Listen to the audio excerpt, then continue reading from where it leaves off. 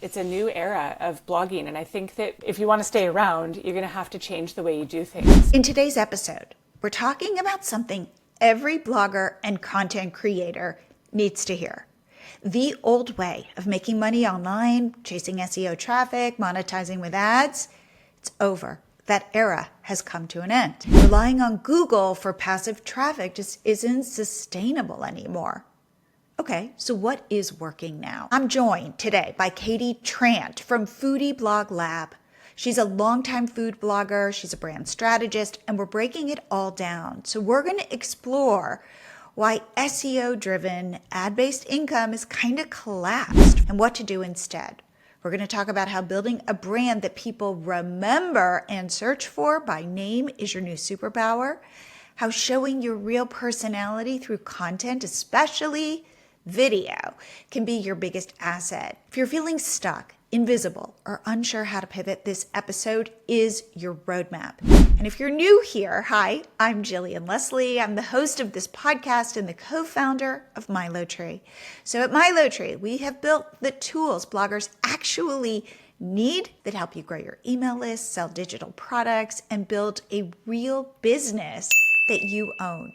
And we make it simple. I'm thrilled to share that we now offer a completely free plan. So if you're not selling your first digital product, you are missing out. You can set up a digital product to sell, offer a freebie to grow your email list, add a social media pop-up to your site to grow your following. And if you want to sell unlimited digital products, we've got our very reasonable paid plans and put your business on steroids. So go to milotree.com to get started. And now, let's get into the episode. Katie, welcome to the Blogger Genius. Thank you so much for having me. So we have been talking a lot before I press record about the shifts in food blogging. Yeah. And I know you've seen a lot as somebody who helps people brand as food bloggers. But really what I want to focus on in this episode is how food bloggers are shifting their businesses, how they're thinking about their businesses in new ways, and how they're making money. So that's a lot. But would you start talking about where you see these shifts and where you see food bloggers having success? Yeah. Well, I have been a food blogger myself for a long time. I've been blogging since 2010, but I like to say I've been blogging well since 2018. That's when I kind of got myself together and figured out, how to do keyword research and how to properly run a Pinterest account and all of these things. And I think that for the past at least 5 years, if not more, it's been a really heavy focus on SEO, on keyword optimization, on going after that low-hanging fruit. If you could find those kind of low competition keywords that had a good enough search volume, and really gaming the system, like learning how to write for robots. And a lot of people got a lot of traffic that way. And then in the last year, we've had some major algorithmic activity. Google. No, wait, I just want to say they got a lot of traffic and then they could monetize it. Yeah, We're absolutely. talking about passive income, but like lots of it. Yes, lots. I mean, just absolutely mind-boggling. It was like a gold income mine for a lot of people, definitely.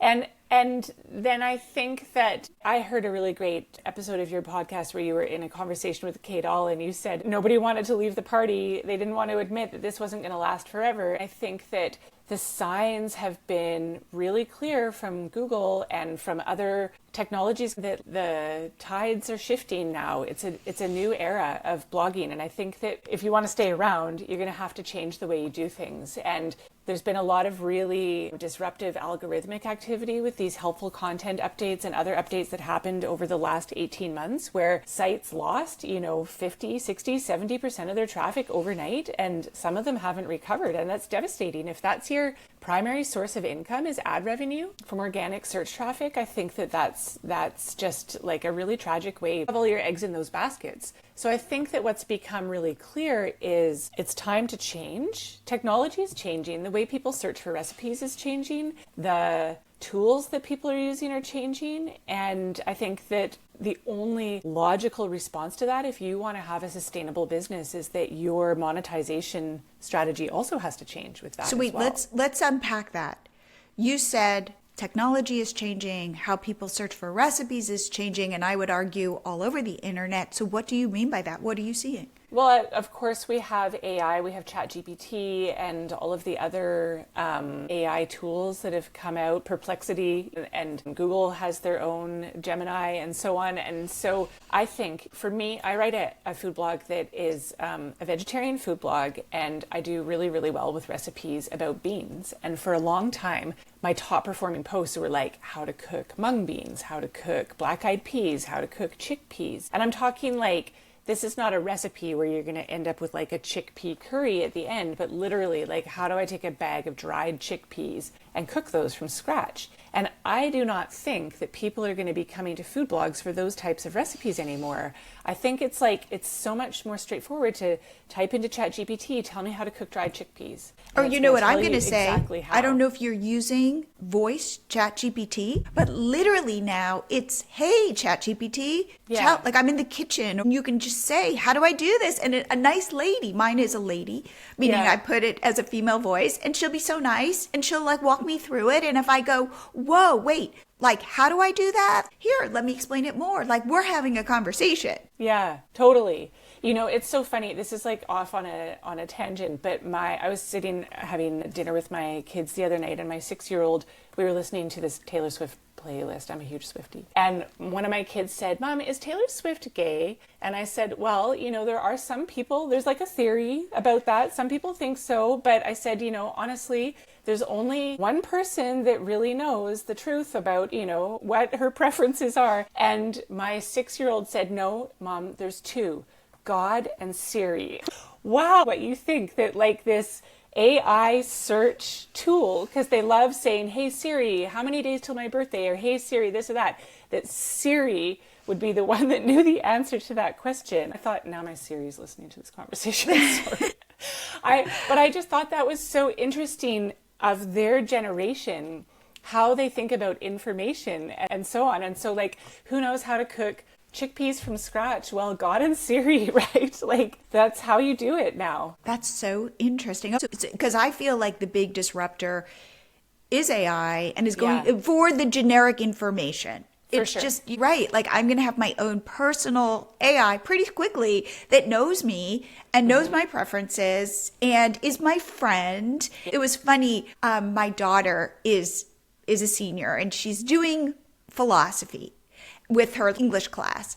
And I feel like her school is not fully embracing of what AI is. Yeah. Because I think they're kind of in denial. And they were talking about Seneca. And the teacher goes, well, if only we had a Seneca expert. And my daughter goes, we could ask ChatGPT, which is horrifying to the English teacher. And he had to go, well, they have wrong information and whatever. And my daughter goes, let's just try it. And lo and behold, they went to ChatGPT, and ChatGPT did a pretty good job explaining this obscure thing about Seneca.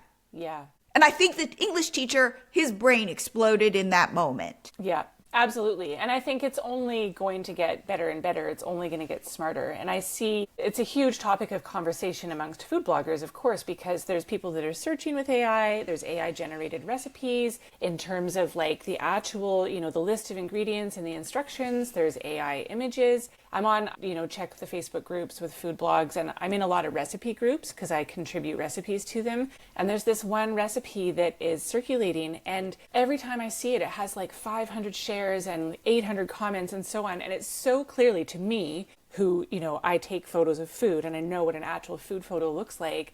I know that like the sauce does not float on the top of the soup in this way, and that the distribution of green onions on top is not realistic. It's very clearly an AI recipe. And I went in and looked at the website, and I was like, yeah, I could tell, like, chicken doesn't actually look like that in real life. But people in, you know, the general public, they can't get enough of this recipe. They're commenting, they're liking, they're tagging their friends, they're sharing it. And so I think that the landscape of, I'm sure, all different kinds of blogging and content creation is really going to shift, or is in the middle of a fundamental shift, but especially recipe blogs, where the competition is not just coming from other food bloggers anymore. It's coming from like angles.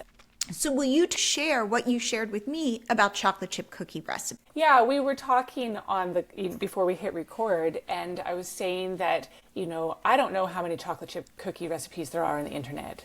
Like tens of thousands, hundreds of thousands, millions of chocolate chip cookie recipes on the internet. And I think, Lord knows, the internet does not need another chocolate chip cookie recipe. But as a food blogger, whether it's chocolate chip cookies or it's like a chickpea curry or whatever, the only truly unique thing about your recipe is you. It doesn't matter if you're like browning the butter or it's vegan chocolate chip cookies or pumpkin chocolate chip cookies or whatever. It's been done. I guarantee you it's been done. So it is you, the blogger, and the brand that you've built around your business.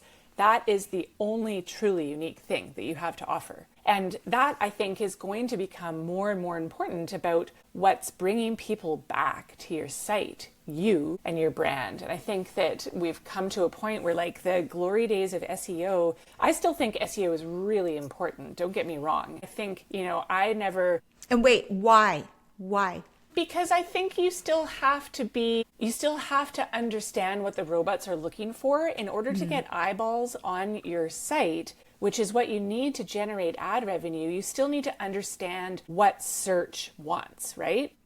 And I would say keywords. Keywords are really where you're able to translate what you're doing to something that machines can understand. To me, I feel like keywords is bigger than SEO. Yeah. It's like I need to be constantly telling these robots what I do. Right, definitely. And telling the robots what you are an expert in, and that you're a real person, and that you're credible, and that you have experience doing the thing that you're doing. So all of that, understanding how search works, I think is still fundamentally extremely important. But I think that we've shifted from a time where that's like the thing that's so important to really having a strong and powerful brand, I think is what will make your business algorithm proof. That's the thing that keeps people coming back, that makes it memorable and makes it unique as well. So tell me then what you mean by the differentiator is me and how I can differentiate myself as a food blogger or as any kind of blogger or any kind of expert. Let's say I'm a parenting expert. Yeah. I do kids activities. How do I differentiate myself from everybody else who's doing what I'm doing and ChatGPT? That's a great question. I think that what bloggers need to understand about brand, because I work with brand strategy, is that a brand is I kind of refer to it as a living, breathing thing. A brand is complex because it has to do many things. It has to be memorable. It has to resonate with people. It has to convert people. It has to get people to buy. And a brand is a complex ecosystem that is comprised of many things. So when we say branding is the act of applying an identity to something. You can think about like actually branding cattle, like that act of branding, that's applying the identity to something. Of course, we're not physically doing that, but by giving your brand a name, by giving your brand a color scheme, by giving your brand a logo, by giving your brand a tone of voice and a personality, these are all part of applying your brand identity. And those are all very important parts of what makes you, and very often in the case of a food blogger, not always, I think a lot of blogs are run as traditional brands, but equally many are run more like as personal brands. And all of those elements in place, especially when you have a really robust brand strategy, so it's applied consistently over time, it's really thoughtful, you have like a strategy with how it applies in different channels, to different products, to how you extend your brand. That act of branding is part of what gives you your unique voice as a food blogger. And when I'm searching for chocolate chip cookies and I see, Katie's food blog, I don't know if there's one called Katie's food blog or what, but I remember interacting with that brand before, and I remember having a really good experience. And I remember that the way they wrote, the way they described the recipe, it was really kind of funny and offbeat, and I could relate to them because they were a mom and I understood their struggles or whatever it is that I would relate to that kind of like pulls me back. So when I see that first page of results, I'm more likely to click through to a brand that I have a relationship with. If you're at the grocery store and you have to buy like tomato soup, you're much more likely to grab the can of a brand that you have a relationship with. That's like the purpose of branding is to reduce decision fatigue and make it easy for someone to come back over and over and over again. Do you have an example of a food blog that you think does this really well, and why? Yes, I do. And one example that I give a lot is Pinch of Yum. Of course, they're huge. And I think most people who are listening, who, if you've ever made a recipe, whether you're a blogger or not, you probably have interacted with them. And I had a chat with Bjork a while ago. I was on their podcast and I said, I have noticed a very interesting shift in the way Lindsay is writing her posts in the last year. And I think chocolate chip cookies is a great example because she posted a recipe for chocolate chip cookies, I don't know, about a year ago. And it's called Just 2 Huge Chocolate Chip Cookies. It's literally a recipe that makes, it is what it says it is. It makes 2 cookies. So, and she writes this like almost a love letter to her readers where she says, hey, this is how it goes in our house. The kids are in bed. Bjork's watching TV, I get out the bowl and I stir up. It takes me 5 minutes. I put them in the oven. We put on our favorite show. And then here we are, 2 parents just like enjoying this treat. And it's so relatable. And the photos, they've really changed in the last year or so where they used to have like a very professional kind of studio style setup. I'm sure that they're still shooting in their studio. But if you look at the photos of this recipe, it's like you can see, it's almost like they're shooting over her shoulder. You can see her sweater, you can see her hair hanging down, you can see her hand. It's very clearly, I am a person making this recipe. This is not a robot.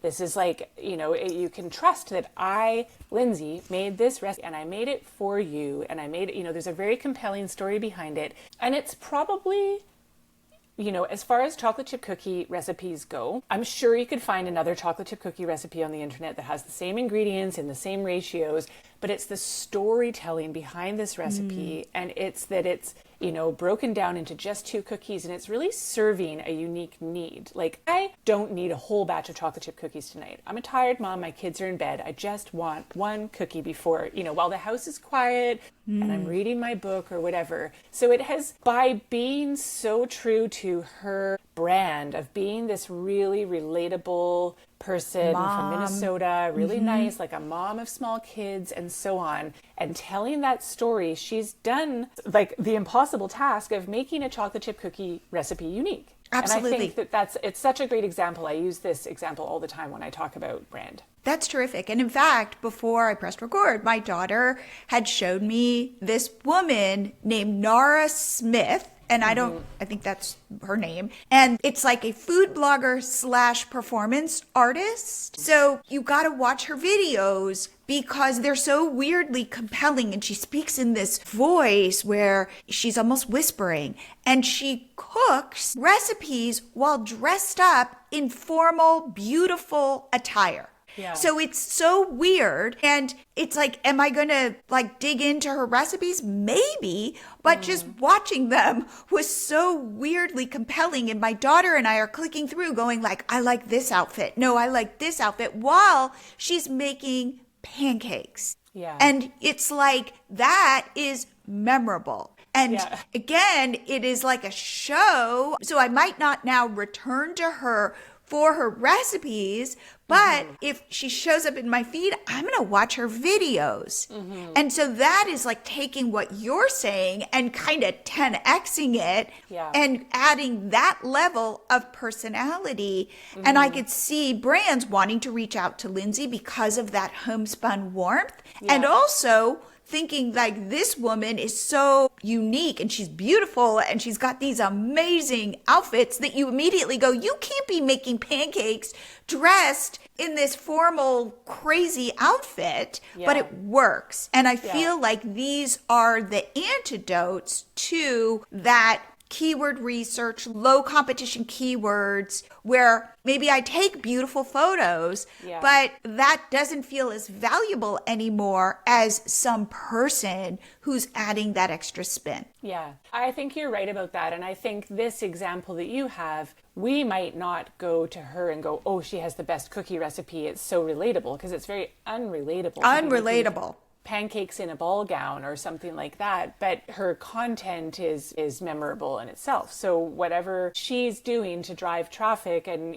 build a reputation for herself, that is absolutely working. I mean, I've been following this. I somehow came across this content creator in the UK who she has, I don't know, like 20 guinea pigs, and she posts these reels where she'll get all the girls, she calls it coffee with the girl gang in the morning, and she'll get all the girl guinea pigs lined up on her table. There's like 10 of them, and she feeds them vegetables. And so you just hear it's like this ASMR, like munching sound. And she's like, oh, this one's, you know, getting excited, and this one. And it's like, I cannot believe that I'm spending my time watching guinea pigs eat, like fight over a piece of cilantro. But it's such compelling content, and it's actually like a breath of fresh air when you're doom strolling and you're seeing all this terrible news and you're like, oh, I just want to spend, you know, 2 minutes with the guinea pigs and, you know, watch them munch their veggies. And it's, again, you know, I'm not going to go to her for whatever recipe. I think she posts a lot of like smoothies and juices and stuff like that. I don't necessarily trust that those are the best recipes, but she herself is memorable and someone who I'm compelled to come back to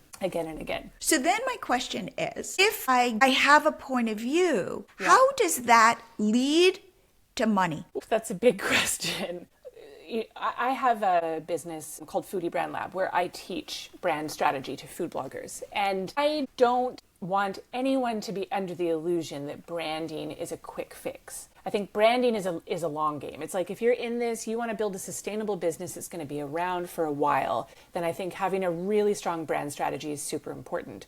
I think back in the day, learning how to do keyword research, that was a quick fix. You could very easily grow your traffic overnight, or not overnight, you know, but it would take, once you learned how to do good keyword research and you were writing content well, there was like a very clear, fast return on investment for that work. Brand is like the opposite. It's going to be a slow burn in many ways. But what I think is so interesting about that when it comes to making money is, again, that memorability. And you're building a relationship with your audience over time by having a strong brand and a reputable brand and a brand that people want to come back to time and time again, and a brand that they relate to. That means that, you know, again, one of the metrics that I like to measure to look at whether your brand strategy is successful is the amount of branded search you get. So my blog is called Hey Nutrition Lady. So are they just typing in how to cook mung beans, or are they typing in mung beans, Hey Nutrition Lady, because they remember my brand and they're coming back to me? And so they know you, they know your brand, they trust you. You know, when you pop up on that first page of results, they're going to go, oh, I remember that person. I'm going to click back to them again. But I think when it comes to monetization, having a strong brand is so important if you want to break out of, you know, only ad revenue, having that be your primary source of income. If you are going to extend your brand, if you're going to have a physical product like a cookbook, if you're going to have a digital product like a cookbook, if you're going to sell a course, if you're going to sell coaching services, if you're going to do, you know, any number of things that you could do. I have a food blogger friend who just released a line of candles that like really align with her brand so strongly. So all of those ways, all of those different touch points and brand extension opportunities, I think, give you an opportunity to increase your revenue streams, which it's very clear is becoming more and more important, not to have all your eggs in one basket. If ad revenue is like your one and only revenue stream, I would feel so nervous having that be my only revenue stream. There are people who do it and do it well, but I really hope they're investing their money, because I don't know how tenable it is in the long term to just have one main revenue stream. What I tell my audience is have opinions. Yeah. So that there will be people who don't get your vibe. Yeah, 100%. But that at least you have a vibe. Yeah. Because the internet is very big. Mm-hmm. And it's kind of like the weird part about the internet is that you can find people who are interested in your strange hobby. And it's a little bit disconcerting, because if you have a weird conspiracy theory, chances are there will be other people that have that same weird conspiracy theory. Whereas before, if it was just you in a town, nobody would think that way. But now we can find those people. But as brands with a point of view, that can be really beneficial. Yes. Because you're able to then attract the people who, I say, raise their hand for you. Yeah. Not just I got some link and I clicked the link and I got the information. Now it is this person resonates. And in fact, one thing you were saying, if you can get people to go to Google or wherever and type in your brand name, that is an enormous signal to any search engine that you matter, because it's not just I want a vegan chocolate chip cookie recipe, it's I want yours. Yeah. So it's like, how can you train people to go search for me if you want content that aligns with you? Yeah. And I know that for me as a user, when I'm searching for a recipe online, if I don't see a brand I'm familiar with in the first few pages, I keep going, because I know not every recipe is going to work, and not every food blog is going to resonate with every user, as you were saying. I think that there's some, there's going to be people who have a weird sense of humor that doesn't mesh with you, or they have a photography style that you don't like, or you don't like the fonts on their website, or whatever reason, that it doesn't quite match your vibe. But I also think when it comes to recipes, if people are going to cook a recipe, if they're going to make your chocolate chip cookies or your chickpea curry or whatever, they are spending their time and their money. They're buying ingredients. They're spending time in the kitchen. And if that recipe doesn't work out, it's a real disappointment, and it's potentially a waste of money. They have to throw those ingredients away. So I think that part of that trust is like, I would search chocolate chip cookies and then enter in, the names of my favorite blogs, or hope that I see those blogs pop up on the first few pages, because I trust that their recipes work and I trust that they won't let me down. And that's really important in this space. The other thing that I see, video. And I was just listening to another podcast about AI. AI video is no way near as close as ChatGPT that's going to give you some text or even some voice. Yeah. Therefore, if you can get comfortable doing video, that can be a huge advantage. Well, the other thing you're showing by doing video is, hey, I'm a real person. I'm not a robot. I have experience making this recipe. You can trust me. Absolutely. So for example, with my podcast, I had been recording on Zoom and have all the recordings, but now I feel like I have to show for one, I think it's more interesting watching people and their real expressions in real time. Mm-hmm. But it's like, if you now are in, say, the podcast space, you need to be showing your live videos. Your interviews as live videos for that extra, like, I call it like smell you. I know that sounds weird, but that's like the level at which I feel, because at some point we're going to recognize AI written stuff. I don't know if you can already hear the voice of, say, ChatGPT, and it's kind of, it's nice and it is helpful, but you're going to start to be able to really identify it. Mm-hmm. Even, I mean, it is really good. So I do want to say, like, you can train it to write like you. You can personalize it.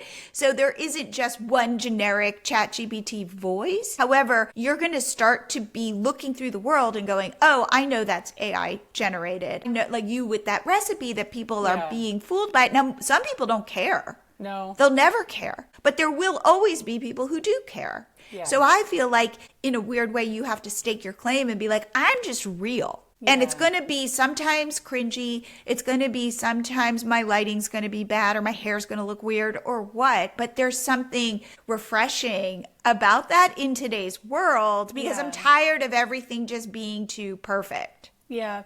I think there's a lot to be said for kind of like pulling the curtain back a little bit and giving people a glimpse into the inner workings. And we, as food bloggers, got really good at photography, got really good at food styling. We've got these beautiful, I posted last night on my Instagram stories, I made this lentil soup in my Instant Pot. And I posted a picture of it like in my kitchen with an overhead yellow kitchen light. And like, I was like, this is how it really looks in real life. And here's the picture from the blog. They're not the same thing.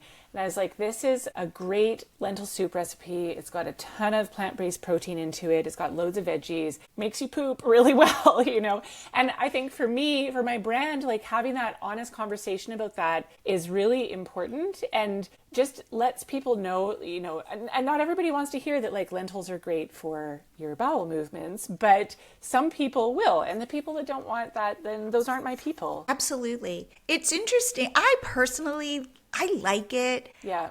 I like that this is now the challenge, because I feel like it weirdly lowers the bar of perfection. Yes, definitely. Like one thing for example, I don't edit out the breath in my podcast.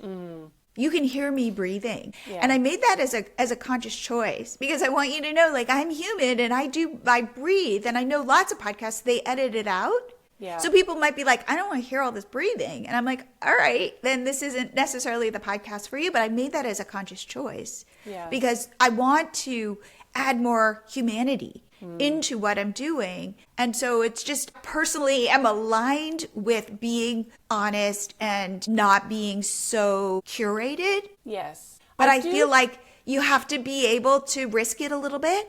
Yeah, for sure. I think making those little conscious decisions and saying, like, we're not going to edit out bloopers, or we're not going to edit out the breath sound or whatever, that's going to be part of our values to humanize our brand. Those are really, small but profound choices you can make. And I think that there's a very interesting distinction between being personal and personable, because if you think about blogging, like when I think back to blogging, I would say back in 2010, but even I recently updated a post that I wrote in 2017, and I deleted 1,500 words about how it was hard to go back to work after my maternity leave. And then there was like a recipe for a stuffed sweet potato. So now I've gone in and I'm still like being very personable and relatable, but you don't need the backstory about like why I'm feeling sad this week or whatever on the recipe blog itself. People are seeing this shift that we have to go back to being more, the human in front of the recipe or the human in front of the product to be a relatable brand. And I have talked to some people who feel very like vulnerable and they don't want to do that, which is totally fine. You have to decide where your boundaries are.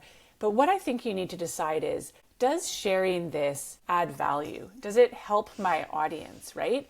So back in the day, I was writing I was basically like, Dear Diary, here is my food blog, and we don't need to do that. But I think what adds value is saying like, hey, I make this sweet potato recipe. It's a great meal prep meal. I hear you. I'm a tired working mom as well. So you can relate to me, but I don't need to be like, I had a fight with my kid or whatever. We went too far down the personal road before. And so does sharing this personal factoid add value to my user? And it's sort of like there's a very fine line between oversharing and sharing the right amount of personal content to be relatable. And I think we kind of have to dance in that space a little bit now. I agree. I think about it this way. I say this, I get on calls with a lot of our customers and I say, nobody cares about your dogs unless you blog or create content or make products around dogs. Yeah. So I'm sharing, for example, I share about like my daughter and her English class with AI, but not that I'm just sharing about my daughter. It's like to share some concept that I want to humanize. Yeah. But the truth is, like my mom, like my close friends, like they care about my daughter, my husband, but like nobody else does. So it's always like running it through that filter of, is this building my credibility? Is this something where it enables me to elaborate and to be relatable? But otherwise, I agree. And I say it, nobody cares about your dogs. Yeah. So always run things through that filter, which in a way frees you up, because then you're not like, oh my God, I need to share about my most recent fight with my kid or the cold that I'm going through and like I can't seem to get my energy back. Like you don't need to share that unless you are a wellness coach and you are drinking these smoothies and you feel revitalized because you just had that cold. So I'm completely with you, which is where hopefully that's reassuring for people that now that we're saying, be real, be human, have points of view, have opinions people might not like, it's also being selective and saying, does this increase my authority? Does this make me more relatable? And is this a problem that my audience has and I'm helping them solve that problem with the story I'm telling? Yeah.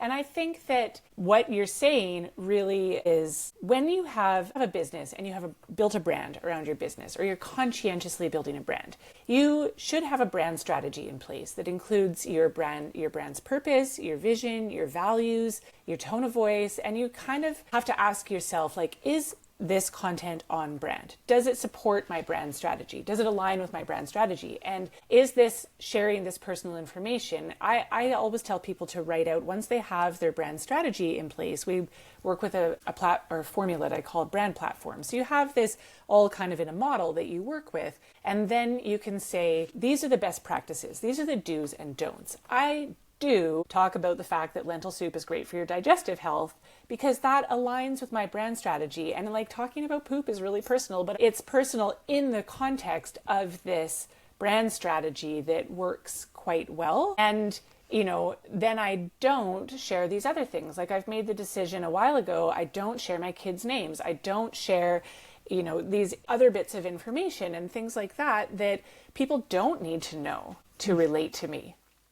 And I think that when I talk, for example, about figuring out what products to sell, it is a continuation of what you're sharing. Yes. Which is, therefore, what is authentic for me? What solutions do I have based on my value proposition for my brand? Which is all going back to this idea of, like, what problems do I solve? So you help people with their digestive health. Yeah. You are thinking about nourishment from the inside. And therefore, that makes a lot of sense. So in fact, could you sell an ebook on constipation? You could. Whereas I couldn't. Yeah. It would be weird. But it's like, but by the way, that's kind of interesting to kind of lean into something that's a little like, wait a minute, she's talking about bowel habits? Yeah. Like, you might turn off a lot of people, but there are a lot of people who might have issues, and that might be something interesting, useful. You'd be that person that I feel comfortable enough to maybe reach out to, maybe with a coaching call, maybe with who knows, but it's like taking your brand and looking at the limits of, like, what is it that you talk about and going, where are the, say, embarrassing problems that you might be willing to go to, and do that only because it's something unique. Yeah. So look at where you can push the boundaries to maybe be the person who I can feel vulnerable with. Not that I'm even going to talk to you, but maybe there's something that is interesting that you're going to talk about that most food bloggers aren't. Yeah. And I think you can think about it like a brand is a solution to a problem. Yes. And so, maybe the problem is, I don't know what to make for dinner tonight. So I'm going to go to the reliable brand that I know that consistently gives me the answer to that question. Maybe the problem is, I don't know what my kids' birthday party should be, what the theme is. Maybe the problem is, I don't know how to train my dog to walk on a leash. So there's always going to be a brand out there that has a solution to that problem. And all of your communication in branding is like identifying the problems that your audience is having, and then coming up with a solution, coming up with an answer that will solve that problem. It's a very straightforward approach to working with brand. I think that's interesting, layering in with your branding, your colors, your logo, what problem your brand solves, so that when somebody says, I've got this problem, this is my brand. Yeah. And it doesn't have to be one problem, right? Like, you can have a food blogger who has, say you have like 5 different ebooks and they solve different problems. It's like what to make for breakfast, what to make for snacks, what to make on a road trip. But, your possibilities are endless, I think, with solving those problems, as long as they align with your brand. Yes. And I would say, as long as the problems that you are solving are within a specific niche, like, so that, for example, you're not solving skincare while you're also solving what to pack on my camping trip. Yes, exactly. So it's like, narrow it down. But I like that idea. I feel like I'm going to incorporate this, which is, in your brand, what do you solve that are all related? Like, I'm going to say, what is even the one problem you solve? And then your products can come off of that problem. The more concrete you can be, the better. Awesome. Okay, Katie. Yes. So you are the branding expert. If people have questions or want to learn more, about branding, whether it be a food blog, and my hunch is you would be open to anybody really who's trying to figure out how to differentiate themselves. How can people reach out to you, ask you questions, find your products? Well, you're right. I am absolutely. The great thing, I spent well over a decade working at brand agencies. And the great thing about that is you're constantly exposed to different niches and different industries. So I built a business called Foodie Brand Lab, and I built it for food bloggers because I am a food blogger myself. So that was a need that I saw. There was a gap in the market. Everybody started talking about it's time to build a brand, but nobody was talking about what that means. And I put my head down and built Foodie Brand Lab to answer that problem. And I have, there's 3 levels of service within there. So I've got a course, which is a self-paced, self-directed course, and it comes with lots of support in a Slack workspace and monthly office hours.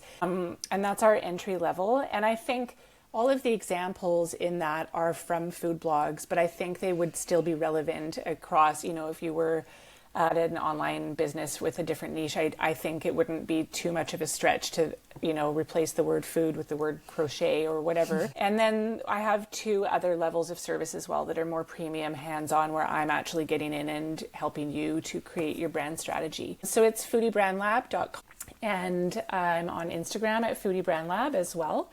And I also would be more than happy to offer, I have a discount code if any of your listeners are interested in our course. You can just enter in the word podcast, and that will take $50 off the cost of the course. Awesome. Well, I feel like the world is changing.